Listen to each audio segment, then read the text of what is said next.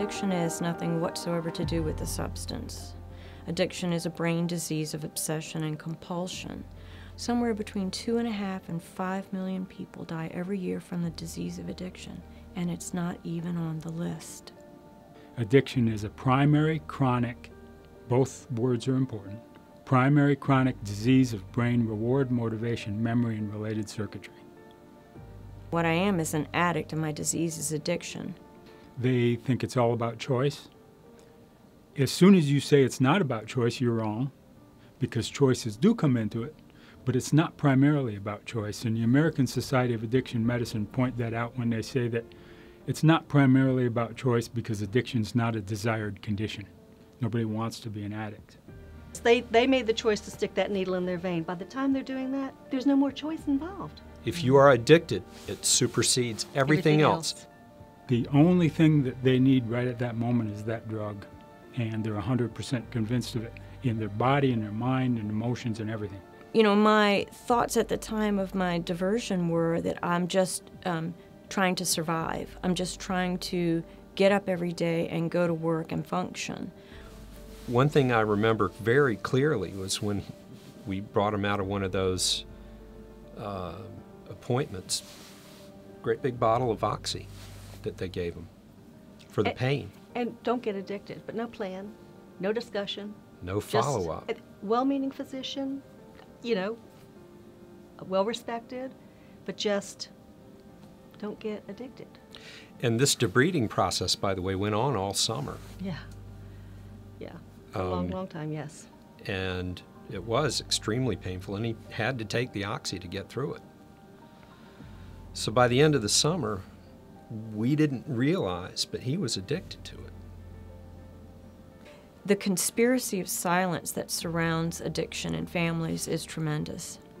The most addicts will tell you the same thing. It's like, we don't talk about that.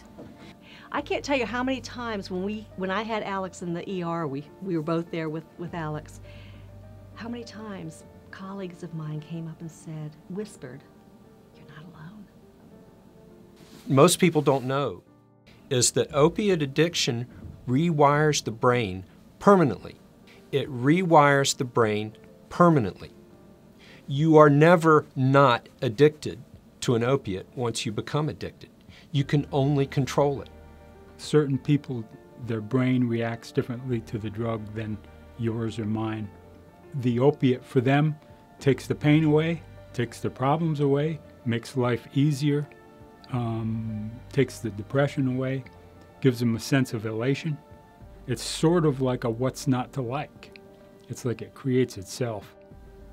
It has to do with the fact that my brain had the propensity for that.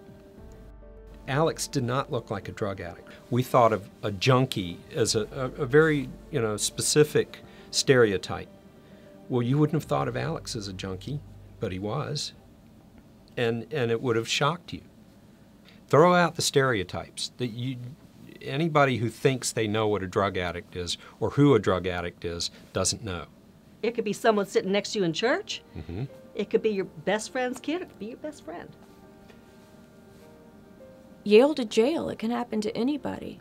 If you think that I woke up that morning and thought, what can I do to ruin my life today? I know I'll divert narcotics and, completely obliterate the trust in everyone has in me. It didn't happen that way. I didn't know I was sick. Moral and ethical people can be addicts. The thing to remember is that it's not this picture we have of this person sitting in the back alley of one of the big cities. It is that, but it's also a CEO of a large company that's a bright guy and wealthy. Addiction occurs there too. And addiction occurs everywhere in society. We didn't have a clue about this. I mean, this addiction was off our radar. Like any parents, we were getting ready to pay for college and those types of things. Turned out we ended up paying for rehab instead. You have to understand, this is all in retrospect. We didn't realize how serious this was. We didn't understand addiction. We didn't understand the depth of his addiction. And he knew he needed help, but he was ashamed to ask or afraid to ask. I didn't know how to help myself. I didn't know how to ask for help. I didn't know who to ask for help. I didn't know that I needed help. I didn't know that I was sick. I was completely unarmed for this event in my life. It's a difficult thing, and it's a complex thing.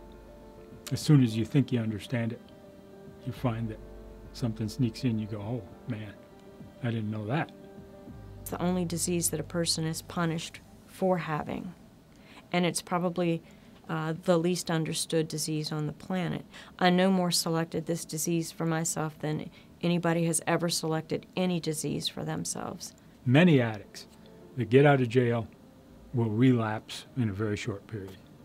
The arrests are necessary, but they won't solve the problem. Yes, they have their consequences, they serve their consequences, but they get treated. They've stopped treating addiction as a judicial problem, and they're treating it as a public health problem.